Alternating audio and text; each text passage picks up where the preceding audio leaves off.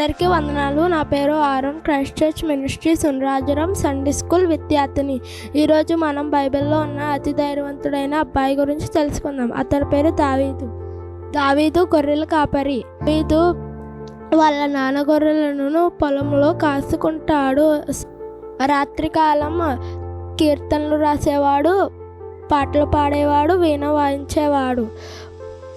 ఒక రోజున దావీదు తన తండ్రి గొర్రెలను పొలంలోకి తీసుకెళ్తే జంతువు వచ్చినా సరే, ఎలుగుబంట అయినా సరే, సింహమైనా సరే వాటిని తరిమి కొట్టి వేస్తాడు. ఇజ్రాయేలుకి ఫిలిస్తీన్లు అనే శత్రు సైన్యం వచ్చింది. ఆ ఫిలిస్తీన్లలో గొలియాదు అనే బలవంతుడైన ఉండేవాడు. అతను వేసుకునే కవచం వెనుపతో తయారు చేసిన కవచం, అతను పట్టుకునే ఖడ్గం కూడా చాలా పెద్దది.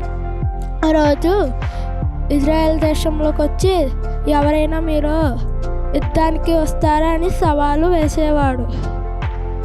ఆ మాటలు విన్న వారంతా రాజుతో సహా భయపడేవాళ్ళు. ఒక రోజున దావీదు వాళ్ళ అన్నలకు ఆహారం పడ్డ భూమికి పట్టుకెళ్తున్నాడు.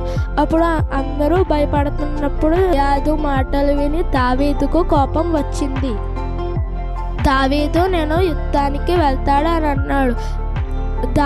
దావీదు చూసి అందరూ నవ్వారు. దావీదు, నువ్వు చిన్నపిల్లవాడు కదా, ఎలా యుద్ధం చేస్తావు? దావీదు, నేను యెహోవా పేరట మీద వెళ్తాను అని రాజుతో చెప్పాడు. అప్పుడు దావీదు 5 రాళ్లను తీసుకుని గొలుసులతో ఒక రాయితో కొట్టి చంపెను, గొలియాతును సంహరించెను. అది చూసిన వారందరూ ఆశ్చర్యపోయారు. దీని తర్వాత దావీదు గొప్ప వీరుడి కింద పేరు పొందాడు. తర్వాత కాలంలో దావీదు ఒక రాజయ్యాడు. దీనంతటికీ కారణం దావీదు గారిని దేవుని పట్ల ఉన్న నమ్మకం, విజయత, భక్తి దావీదు గారు కలిగి ఉండేవారు. అలాగే జీవితం కూడా చాలా గొప్పది. అందరికీ వందనాలు.